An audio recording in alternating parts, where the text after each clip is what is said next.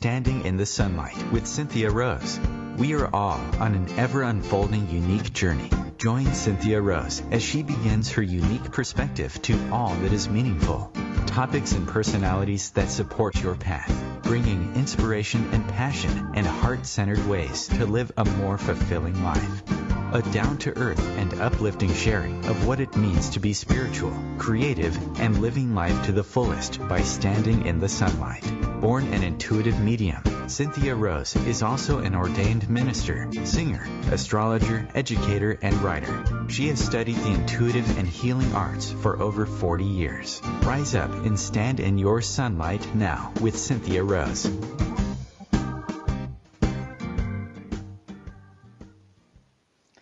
Hey everyone out there in internet land. I am so excited today to bring Andrew Newman, author, to the show. Andrew followed his deep longing for connection and his passion for spiritual development in a 12-year-long study of healing. He's a graduate of the Barbara Brennan School of Healing and a qualified non-dual Kabbalistic healer. He's been actively involved in men's work through the Mankind Project since 2006. In addition to his therapy practice, Andrew has published over 1,500 donated poems as the poem catcher, served as a volunteer coordinator for Habitat for Humanity in South Africa, as you will hear his wonderful accent, and directed Edinburgh's Festival of Spirituality and Peace. And today we're going to talk about his beautiful books for children, Conscious Bedtime Stories for Children. Are you there, Andrew? I'm right, yeah. So nice to be here with you, Cynthia. Thank you for the welcome. Oh, I'm so excited to talk about these books. I have a couple of your books in my possession, and I absolutely love them. They are... What do you love about them?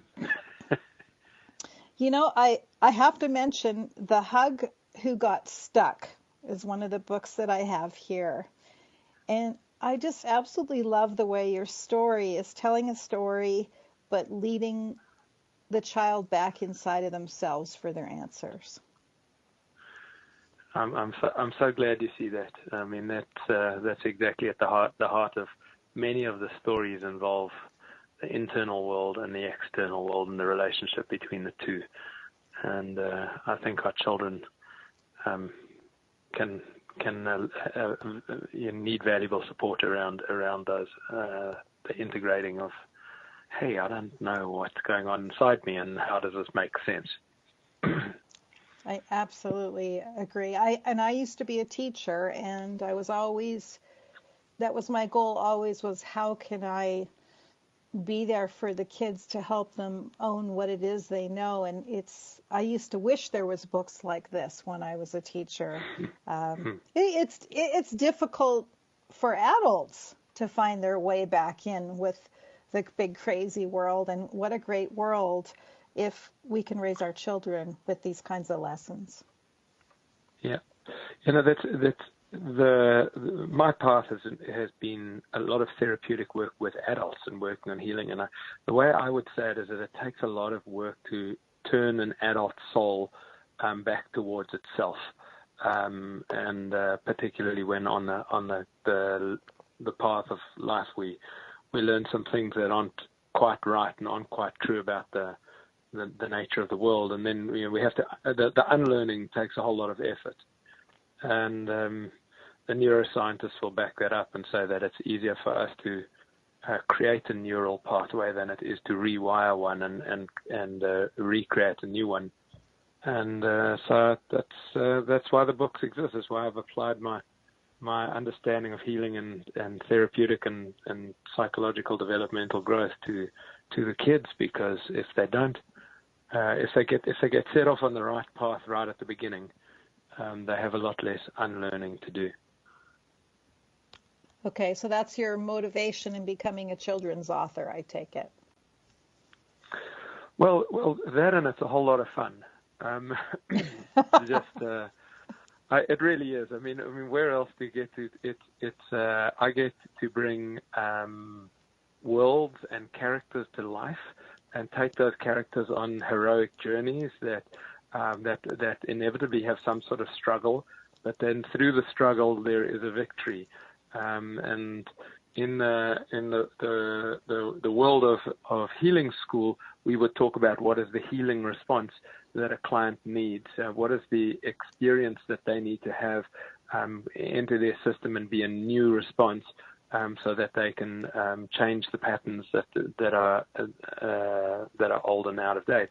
This is I get to weave that. There's this little hug who comes out of the hug factory right in the middle of the heart, and I mean everybody knows that that's where hugs are made, right? You knew that, of course. Of course. We've all got this hug factory in the middle of our heart, but that sometimes that when our hugs are leaving, that they can get stuck in the web of sticky thoughts. And these are the things that our mind's telling us, like, I'm not good enough, or nobody loves me, or I'm all alone. And I get to create a world where this happens, and where a victory happens for that hug, when it remembers its own true essence, and it falls back on its own true nature, and through that gets free of the sticky thoughts, and the world gets beautifully soft and warm and fuzzy and glowing like a good hug. Doesn't everybody want to do that? I absolutely agree. I always have said for years we need 4 hugs to survive and 12 to thrive. And I saw this quote in your book: we need 4 hugs a day for survival. We need 8 hugs a day for maintenance. We need 12 hugs a day for growth. And I didn't know that Virginia Satir had said that. I had no idea, but that's what I learned it somewhere along the way when I was around 18 or 19, and that's my story. So I always say to my husband, how many hugs did you give me today? And if it's like, okay, you owe me 4 more tomorrow. No, the counter resets itself every day. I mean, when I was creating this, this is the challenge. I mean, counting the number of hugs. The back of the book has this hug meter, and I dreamed that up when I was working. I was in a co-working office, and I'm working hard on books, but not feeling connected to the people in the space. And I really have a big heart for connection. It's something that I think that is so innately human, but more than that, my understanding is that all of those painful moments that we experience in life are flavored with disconnection, and that the remedy for that is connection. And so it's super important for me to pay attention on a day-by-day basis to the balance of disconnection and connection, and to go and seek contact when I realize that, hey, I haven't had my hugs today. I'm sure I can get them. I'm sure there's another human being who also wants a hug. Let me go and find them. And make for some entertaining engagements, and particularly for parents. I mean, one of the questions at the back of the book there is, does your heart feel full, or do you need another hug? And if that's the last thing you ask your little one before you go to sleep at night, you'll get a really honest answer, and the opportunity to send them to sleep feeling full in the heart. I get warm and cuddly. I'm like, yeah. So important, yeah. My husband doesn't get to go to sleep without giving me hugs. I know he's probably listening to this and laughing, but it's like I used to say to my son when he was little, that he was like, how do I get to be from a little boy to a man? I said, well, there's a man in every little boy, and there's a little boy in every man, or there's a child in every adult and an adult in every child, is what I used to say to him. Nicely said. And I never forgot that child within me, so I'm grateful. But I certainly would love these books, being that I was a different kind of child. So I certainly would have loved that, being empathic as I was. And I would say, if there's any parents or grandparents listening, you really want to get these for your kids or grandkids or a friend. They're just beautiful books. So we're talked about how you become a children's author, or how did that just happen naturally from the work you were doing? And, how did you become aware of the conscious parenting movement? How did you get into this? The writing of the book was a very natural process for me. I was enjoying journaling. My journaling typically was poetical, and one day I wrote a poem, and I thought, oh, this needs some pictures, and I already knew the person who I was going to go to immediately. I thought, and I went off to Rosie and I said, hey, I've written this. Would you help me put some pictures to it? Because she was really great at doodling and drawing. And that book became a book called A Little Light. It was written in 2010. And then I didn't do very much with it. It took another couple of years before a similar poem arrived, and I thought it also needed some pictures. And that was The Fish Who Searched for Water.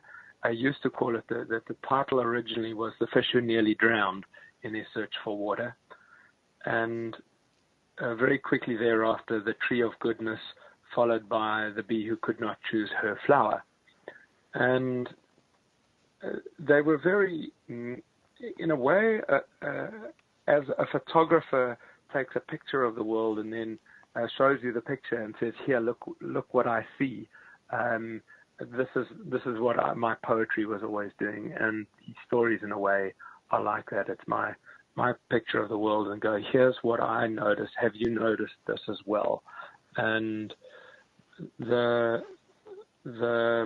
books got woven into a collection after I did some strategy work, after I learned about the conscious parenting movement. I was really excited to discover Oprah's favorite parenting expert. Her name is Dr. Shafali, and she had written a book called The Conscious Parent, and it was one of those books that I highlighted every page and went, that's what I'm thinking, that's what I'm saying, yes, yes, yes. And as I went through that, I got clearer also that my enthusiasm for expressing my unique healership to children and in this way was something that I really wanted to invest in. Lots of fun, I will say that. And the illustrations are just beautiful. I mean, the eyes in the hug when it's free with the wings. I mean, that you can feel the freedom in the drawing. They're just right. Beautiful. And Alexis, I work with many different illustrators, or I have. More and more I work with Alexis Aronson. She, when I wrote the book called The Boy Who Searched for Silence, the book was pretty much a download or channeling, but I had spent 4 days on a silent retreat, and at the end of that retreat, the story wrote itself in 5 minutes. So whilst the writing took 5 minutes, the transmission came from a much bigger body of work. And I wanted to make sure that I had an illustrator who could go to those depths within him or herself in order to convey the imagery that then matched the words and the transmission of the story.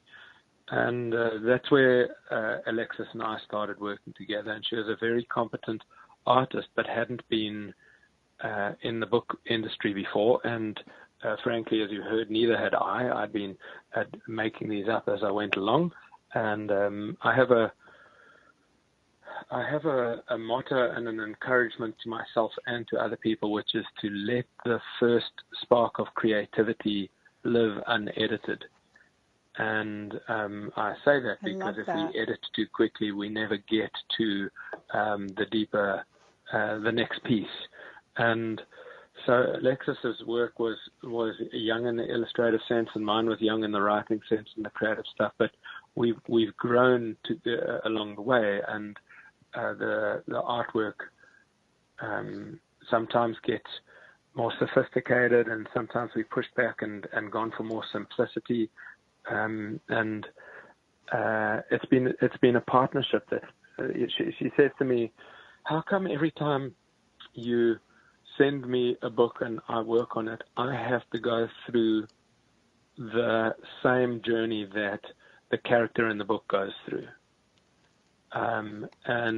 When she said that, it also just affirmed for me this is the right relationship, that she understands and she can see this. And so, in a way, I have to be careful what I write about, because it can make it hard for us to create stuff. And when we she worked on a book called The Prayer Who Searched for God, and we did that book in record-breaking time. It was just effortless. And so much relating to the content of it. And there's another book which isn't out yet called The Circle People, and it's granular and gritty, and that's the important in the story. But I underestimated how much it would affect the creative process for her as an illustrator. So we had to slow down and work at a different pace for that. Well, fabulous. I have somebody that I wrote music with, and I've written music with, and it's so important. He can send me, I could send him lyrics, and he could send me a piece of music that is exactly what I was thinking. Like, just syncs right up perfectly. I had a download come of lyrics that I wrote. It was supposed to be for a church service called In a Quiet Moment, and I just woke up and wrote it down, sent it off the next day at 4 o'clock, and by 5 o'clock he'd sent me music that I couldn't have written that fast. It was beautiful. We're going to go to break here. Stay with us. We're listening to Andrew Newman, who writes Conscious Bedtime Stories. We'll be back in just a couple of minutes.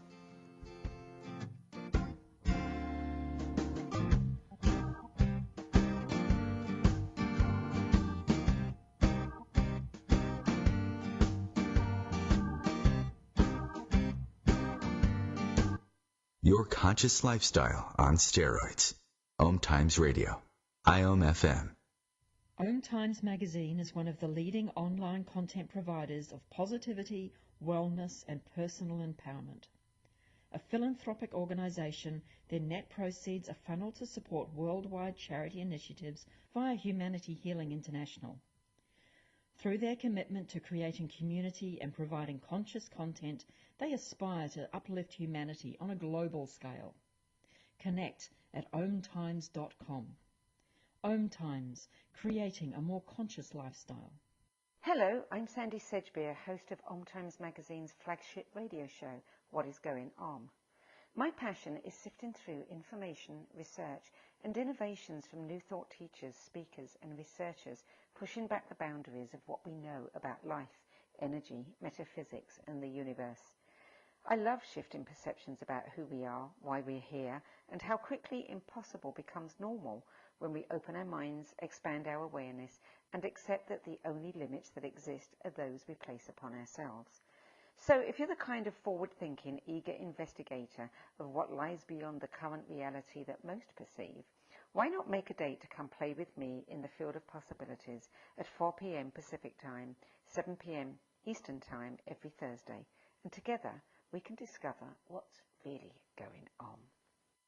Hi, I'm Danica Patrick. Watching my nieces grow, play, and learn is amazing, but not every child gets to be carefree. 1 in 6 kids in the U.S. are hungry. This breaks my heart, and it's something that Feeding America is working to change. Each year, the Feeding America network of food banks rescues billions of pounds of good food that would have gone to waste and gives it to families in need. To help, visit feedingamerica.org.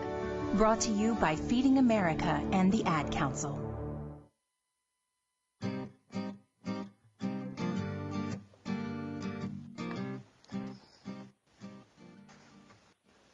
Okay, we're back with Andrew Newman, and we're talking about his Conscious Bedtime Stories. I would like to pick up, you've begun to tell us a little about the books, but tell us more about the books, and you have a subscription club. Tell us about that. Yes. Yeah, it was always part of my vision to be able to build community around parents who are parents and families who share the same values that we're aligned with, who want to make the last 20 minutes of the day something that's special, almost spiritual. It's like it can become a spiritual practice. If you've got a kid who's under 7 years old, you pretty much have to pay attention to those last 20 minutes of the day, one way or another.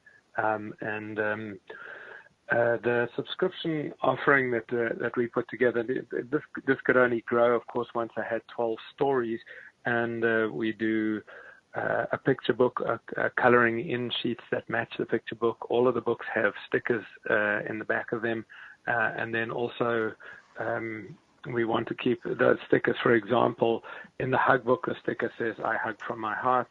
In the book, How Diablo Became Spirit, it says, "I speak with animals." That's an animal communication Oh, and I book. want to talk about that book after too, but we'll keep that. We'll talk about that book after. We will. Good. And yeah.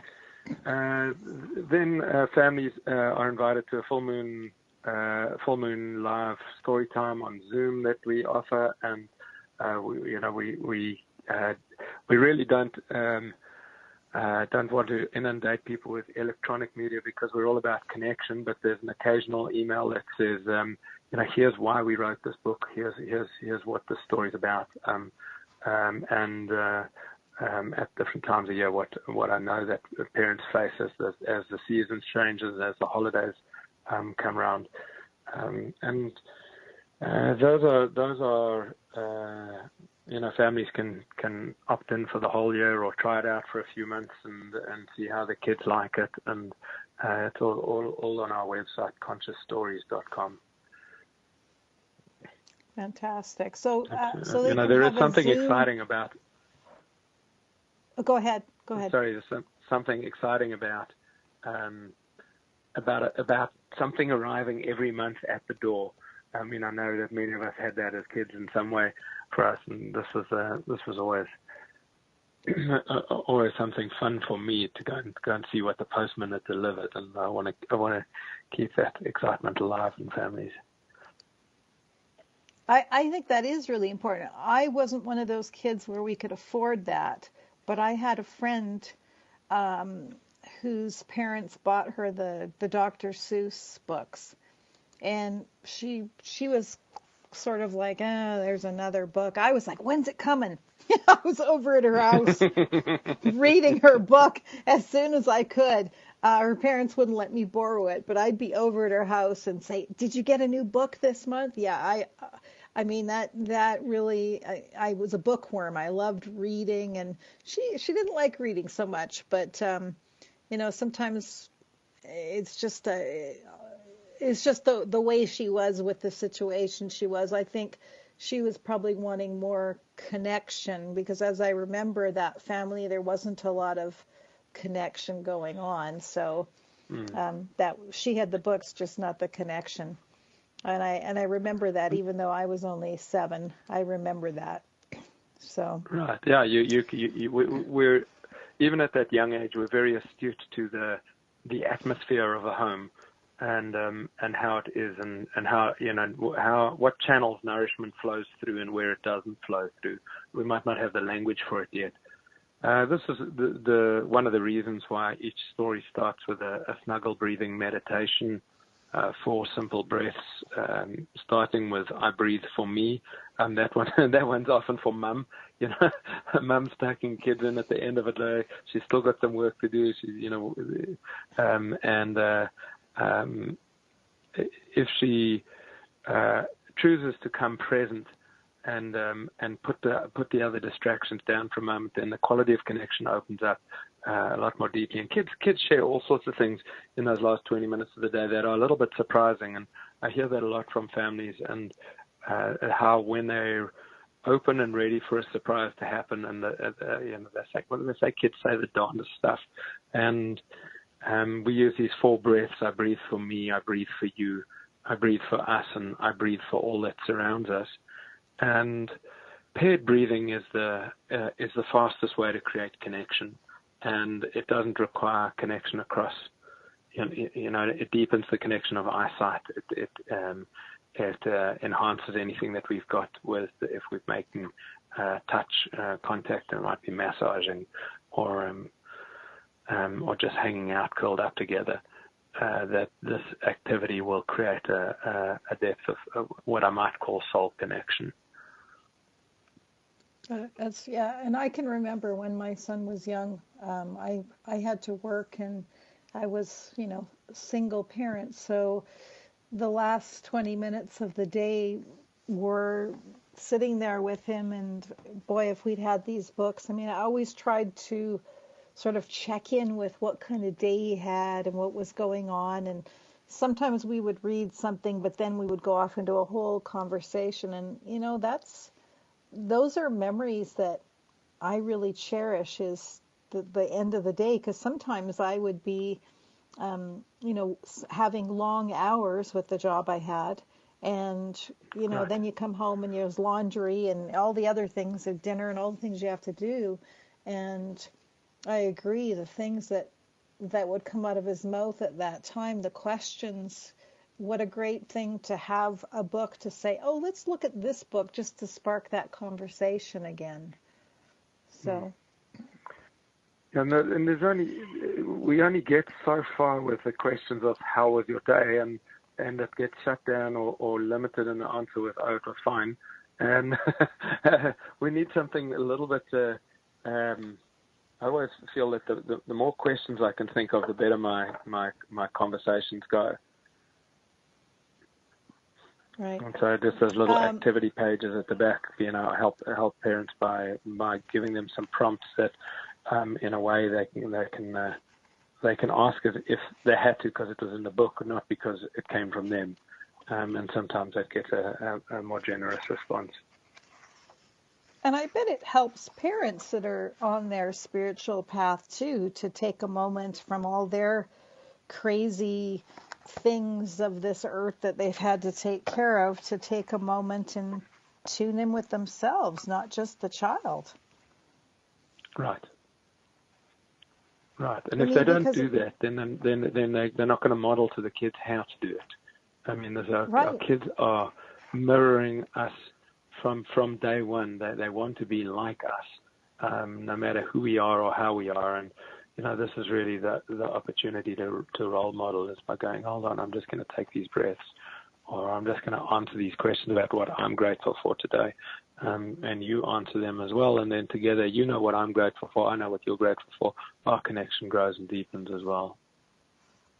Yeah, it goes beyond even what we're saying, kids modeling. I'm remembering that when my son was very young, I can't remember what it was, but I guess I had been saying, oh, shit, because all of a sudden I heard him go, oh, shit. He was like 2 years old, and I went, uh-oh. I better watch my language. Yeah, you probably went, uh-oh, and then right, yeah. Yeah, and then you have to teach them not to say bad words, and then they remind you not to say bad words. So, has your books gotten out there, and you've got all kinds of books? Have your books won some awards? Have you gotten it out there and it's been promoted? And well, yes and yes. The Mum's Choice has picked up 4 of the titles. Those were the only 4 in print at the time. And the Elephant Who Tried to Tiptoe, she's obviously not being herself, and needs to fall back in love with herself the way she is. The Laughing Witch, which is connecting with sacred space and honoring nature. The Hug Who Got Stuck, which we've spoken about, and The Boy Who Searched for Silence. And those 4 were given the Mum's Choice Gold Award. And then the whole series has been picked up by Moonbeam Awards and been recognized and honored there, which is fantastic. We sell through our website. We have them on Amazon, of course. There's a growing collection of bookstores in Unitarian churches and Agape and that kind of body of spirituality around the country, because America's just got this beautiful abundance of choice in how we practice our spirituality. Places like the Shambhala bookstore, the Shambhala meditation centers, and the Mind Body Spirit stores around the country are finding people walking in every day going, "Hey, I've heard about this. Do you have it?" And it's a great pleasure for me to be able to travel and talk at conferences, go to schools, and have people come and say, "Oh yes, we've seen this, and so nice to meet you." And really a different stage of the business from that first phase a couple of years ago, where nobody had heard what it was I was dreaming of creating. Well, they're just, I mean, I can't wait to have grandkids so I can read them these books. I want to be a grandma. I'm looking forward to it. No pressure to my son if he's listening, but I'm excited about, being able to read these. And you were talking about, out there and promoting it. I just think that these are, I can't speak highly enough about them.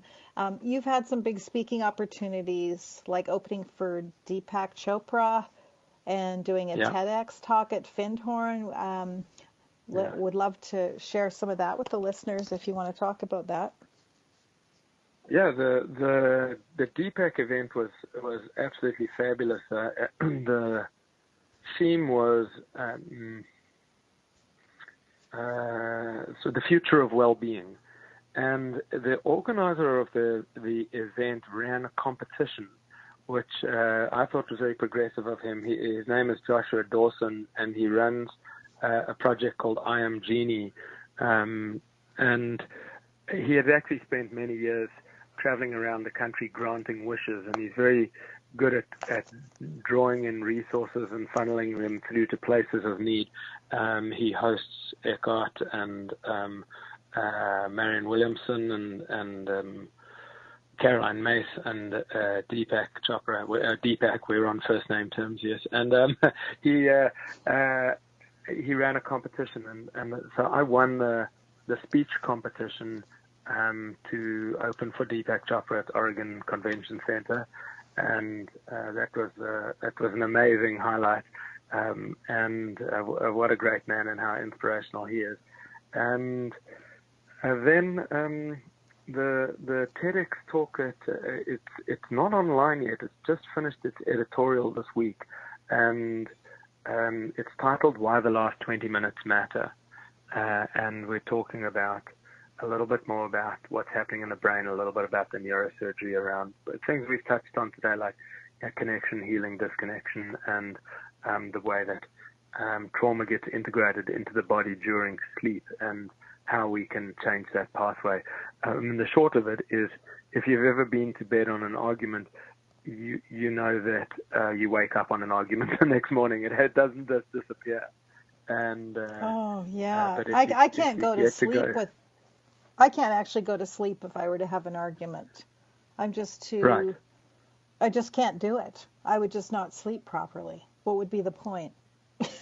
Well, that's right. And so if we take that down to a subtler level, and we pay attention to that, then we really have an opportunity to decide what our brain's going to spend 8 hours working on when we go to sleep. For the parents, probably 6 hours, and but if we can create a sense of safety, a sense of being loved, a sense of belonging, and we can have that as a full body experience in the last 20 minutes of the day, then that's what the brain will work on during the hours of sleep. And therefore, when we wake up the next morning, we get to wake up without anxiety. We wake up in the confidence that we had when we went to sleep, and so our day starts off on the right foot. I think this applies. It doesn't matter how old we are. I can track this for myself as an adult, but particularly important for our little ones. Yeah, I mean, the little ones are our future, so we can't say enough about that. So I know they really are. So the TED Talk, once it's available, it'll be up on your website, consciousbedtimestories.com when it's available, or you'll have a link to it, or? Yes, absolutely. And the URL is consciousstories.com, and we're hoping that it goes out on the main TED platform, or certainly on TEDx. Findhorn will host it, and I will. If people want to know about it, follow us on Facebook. That's Conscious Bedtime Stories, or drop an email onto our homepage, and we'll definitely be communicating with our community around to celebrate it.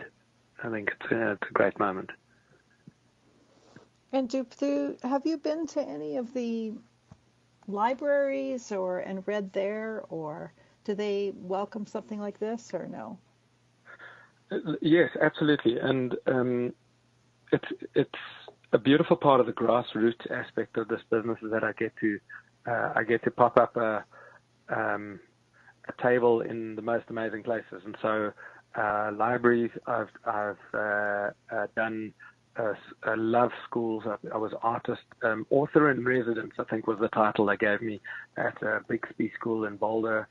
Recently, I spent a full week there and had the kids writing their own stories, and the older kids doing critical thinking and book reviewing, which was immensely entertaining. Got to meet the parents, got to work with the teachers. So a beautiful immersion. Sometimes I just get an hour, and other times I get a week like that with the community. The readings always fun. We always create a new story on the fly, which makes sparks the creative energy in the room. And then conferences like I went to the American Association of School Librarians, and they had a great event every year. It looks like we'll have to take our last break before we come back with Andrew Newman, Conscious Bedtime Stories. Just hold on.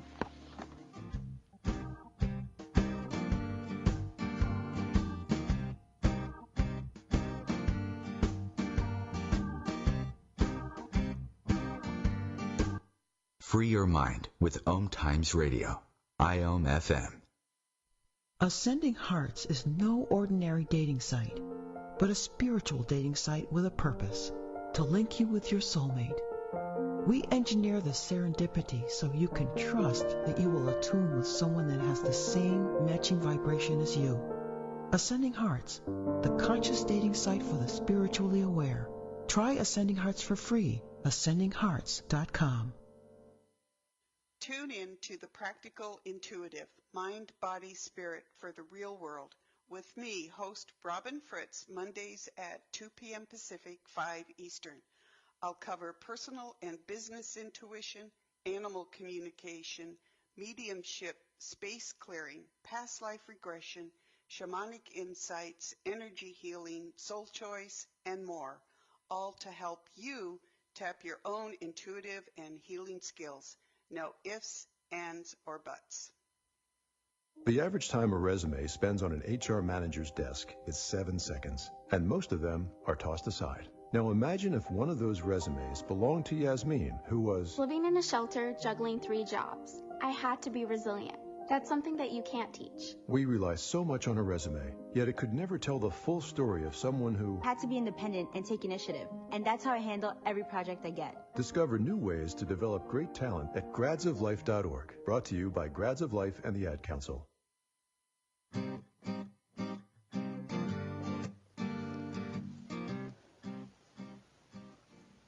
Okay, what were we talking about? It was just, we were in the middle of something. Do you remember? I was talking about schools and libraries and Montessori teachers. The school librarians. The American Association of School Librarians have a conference every couple of years. One of the things that I found very interesting about this, because now I spend a lot of time in the, I call it the conscious education space, and so all the materials and the books and the resources and the toys and that are very well crafted and specifically focused.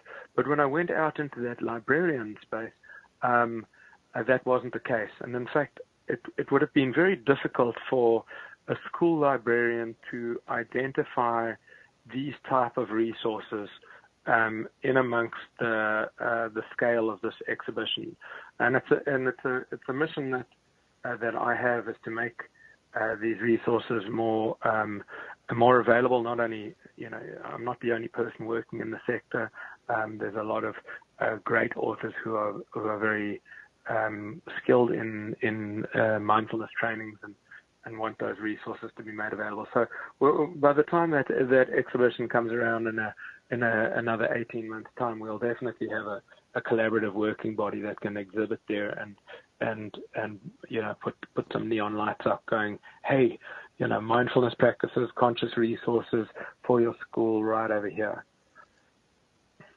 I love I love that, and I love that also you were talking about how when you got to be artists in residence, how you had them writing their own stories. I actually did a study when I was with a certain school board where we had the kids taking a different sense of responsibility for their learning, and instead of telling them what to write, part of the study was to see if they did better at writing and became more mindful if they actually wrote what they wanted. And we had phenomenal results. And so I'm a big supporter of getting kids to sort of tune into their hearts and their thoughts and say, what do I want to write that can help me?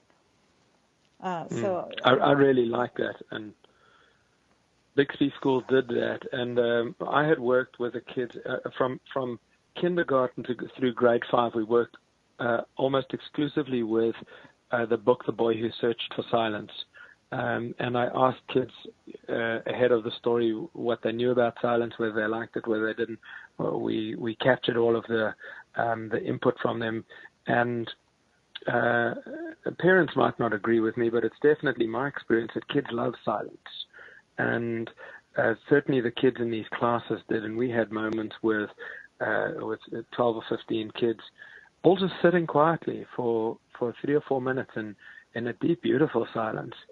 And then when they got around to writing their stories, the only mandate for them was that they included the word silence, that they could write about anything. So we had rocket ships, and we had aliens, and we had willow trees, and all sorts of different stories that were very personal to the child. And I think that you caught the essence of that beautifully. That really makes a difference, as opposed to telling them they have to write about something. Yeah, I was just laughing the other day, saying to my husband that when Easter, you'd come back from Easter break as a kid and say, okay, now write about your Easter weekend and how excruciating that would be if you didn't do anything. So it was like, and it's boring, it's the same old one. And yeah, I learned so much. Another thing that I used to do with kids, and this is another reason why I love your books, is that this wasn't officially part of the study, but I used to, in the way that you do it with kids, was help them to ground and center before a test, and then they would tell me, I'd say, how many of you have test anxiety? So these were kids that were, around 11 years old, and how many of you have anxiety before a test? So we would, get them in a grounded state and say the answers are already in your mind. It's the silence that gets you there to find them. So we'd get still. And they all would say after, can we do that next time before the test? Can we do that again? I mean, they loved it. Right. There was a little kid who was going to have to play, I think, a recorder test, and he just pointed. He says, "I'm in the yellow zone," and I had to turn around and look behind me, and then there was this, the yellow zone is an anxious zone, and the green zone is a settled zone, and it was a colored-based reference chart that was on the wall in the classroom, and I think teachers are so overwhelmed with a constant melee of things that to get a few moments where everybody is on the same page of centered and quiet is just like gold for them in the day as well. Yeah, so important. It even Cynthia, Go ahead. Sorry, you sounded like you were interested in the story how Diablo became spirit. Is that one that you know the real life events? Yes, and you knew exactly where I was going. So I was just going to ask you about that because I've seen the video and I just love that. So, yeah, tell us about that book. Well, the story titled How Diablo Became Spirit is co-authored with Anna Breitenbach, who is a South African animal communicator. Anna is best known for a documentary called The Animal Communicator, and a little segment of that documentary got placed online and blew up and went viral over the last few years. And that is the segment around her interaction with this black leopard, who was in a wildlife sanctuary in South Africa. His name was at the time was Diablo, and he hadn't been seen out of his night shelter in the 6 months that he had lived there. And the caretakers were concerned about his well-being and at a loss about what to do. And at that stage, Anna got invited in with a filmmaking documentary team that she was working with at the time. And they... You can watch this all on YouTube. You just Google How Diablo Became Spirit, and there's this incredible interaction with the three key characters, being Jörg, who's the caretaker at the sanctuary, Anna, the animal communicator, and then the big black leopard. And in the course of that, I don't want to do a spoiler alert, but in the course of that, her communication with the leopard, she was able to validate some information that made Jörg really understand that there was a communication happening and that it was possible, and that really changed his attitude deeply. And the leopard got renamed from Diablo to the name Spirit. And his nature changed as well, and he came out of his night shelter and explored the sanctuary and has been much happier ever since. So that's the setting, that's the story. Anna's a good friend of mine, has been for many years, and it was a delight to also go and meet Spirit, the leopard, and on a pilgrimage at some stage, especially to do that. And Alexis, again, who was the illustrator, she got to go and sit at the sanctuary with her sketch pad and just sketch him for hours. Oh, and, wow, that's great.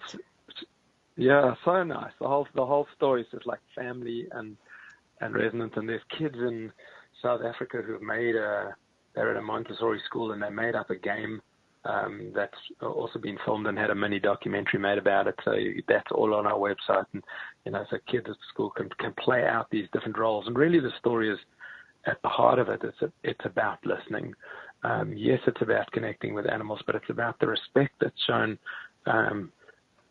between, or can be shown, if we really slow down and listen to the concerns of another being, whether that being is a human or whether it's an animal, shouldn't matter, because we have an equal place on the planet.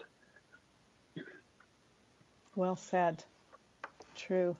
So, just a question for you, because you're here in the U.S. I mean, what was it like? You grew up in South Africa? I did, yes. I grew up, I'm an apartheid child. What was I know that's probably a whole other conversation, but I mean, what was it like growing up here and growing up there and then coming here, and, any pearls of wisdom that you got from that? Or, I've never been to South Africa, and I know next week we're having, Francois Melby Anthony from Tula Tula to talk about her elephants. Oh, nice. Amazing. So she'll be sharing about that, and I wrote a song about that, about Lawrence Anthony. So it's kind of funny, the synchronicity that I'm having two people that are originally from South Africa, one there, one here now. I thought that was kind of funny how that all, I didn't plan it that way. It's just the way it happened. It's Africa Month, and I think that we should definitely get her a copy of The Elephant Who Tried to Tiptoe. We'll have to find a way to get that to her, because it'll be right up her street. And from my experience of it, it was a strange time, but you don't know that things are strange when you're young, because it's your only experience you've ever had. But things were very isolated there. We were isolated from the rest of the world. As a white South African, I was isolated through law and geography from 90% of the community in South Africa. It was something that I needed to unwind again when I went back and lived at university, and after Nelson Mandela was freed and the whole political change happened in the country. And I got such great pleasure out of my work with Habitat for Humanity, because I learned that there were neighborhoods that didn't have walls, and where security wasn't everything, and where there was a thriving buzz, and as opposed to sort of a quiet suburban neighborhood that I'd grown up in. And there's many pieces I can talk about that, but the book that's going to come out later this year, called Circle People, The Circle People, speaks a little bit to this feeling that I have around us having lost the village, and the gratitude I have for having grown up in South Africa, where the village is still very alive, and alive in a way that permeates culture through the Ubuntu principles, and I am because we are, and it's a very heartwarming experience for people who travel there, that they experience a great deal of friendship. It's a little bit like going to the South and feeling like, wow, everybody's homely here, and I got invited to barbecue or in somebody's back garden. It's like I wasn't expecting that. So. Oh, that's lovely. Yeah, we could talk for a whole other hour about that. I was really touched by, I guess, a play back in the, I'm going to say 90s or late 90s. Dr. Cecil Hirschler grew up in South Africa, and he did a one-man play about growing up and playing with, I guess he's older than you, but playing with kids, and then all of a sudden not being able to play with his friends, and right. Just like it made no sense to him. And I don't remember the whole play. I just remember leaving feeling very emotional about what he had shared. It was his sort of heart journey of feeling this great connection there with these people. We're all one, and then all of a sudden we're not. And he's like, I didn't know the difference, and then he did. And so I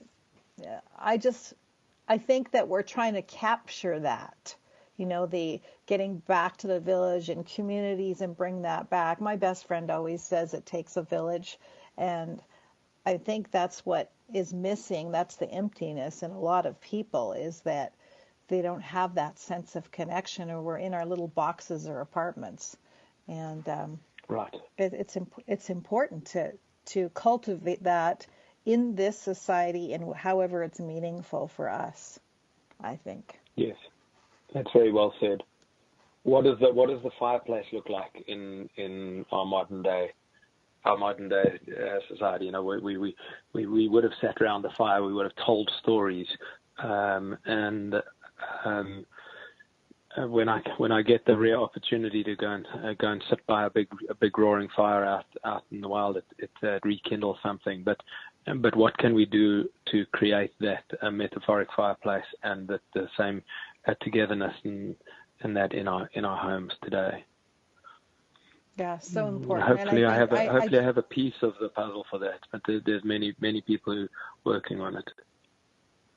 Yeah, well, I think the books are fabulous. I want to make sure that I say again, on Facebook.com, it's Conscious Bedtime Stories, correct? That's correct. That's it. But the URL, if we're going straight to it, is consciousstories.com. Consciousstories.com. And you can contact Andrea. Yeah, I'd love to put you in touch with my lady from South Africa. If we can do that, that would be great. As well. Yeah, and I'm just so glad that you came to be on the show. I think these books are important. The one thing I want to say about this, it doesn't really matter what religion you are or what belief you have. They're universal from what I can see of these books. It's more about the connection, right? Absolutely, and connection to self. That internal, external connection to self. These are fundamental human principles that we have hugs. We have sticky thoughts that get in the way. We can connect with animals. We can find silence within ourselves. We are intimately connected to nature and sacred space. We do often search for love, but it can be right there. Yeah, very much universal. All are welcome. Yeah. Thank you so much for coming on the show, and I hope you'll come to my winter Christmas event and sell your books. Thank you so much. My great pleasure. Thanks, Cynthia. Have a great evening. Okay, you too. Bye-bye. Bye-bye.